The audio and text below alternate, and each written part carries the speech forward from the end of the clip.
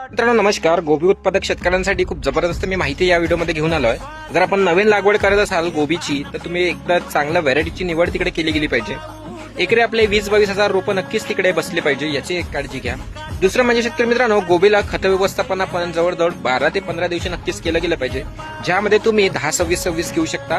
त्यामध्ये आपण युरिया घेऊ शकतो आणि आपण एक पॉलिसल्फेट 75 किलो आपण तिकडे पॉलिसल्फेटचा वापर तिकडे केला गेला पाहिजे.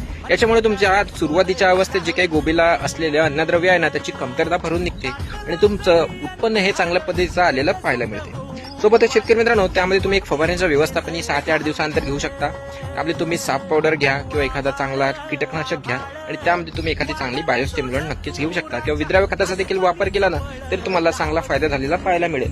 गोबीचं उत्पादन नक्कीच तुम्हाला 60-65व्या दिवशी एकदम जबरदस्त झालेला पाहायला मिळेल. 2 महिन्यात तुम्ही लखपती बनाल. म्हणजे असं म्हणण्याचा उद्देश हा नाही की लखपती बनाल, पण लाखोचं उत्पन्न आपण नक्कीच गोबी या पिकाची लागवड करून घेऊ शकतो. तर हे एक छोटीशी टिप्स आहे. व्हिडिओ शेअर करून द्या आणि आवडला असेल तर लाईक करा. अशाच माहितीसाठी आपल्या पेजला फॉलो करायला विसरू नका.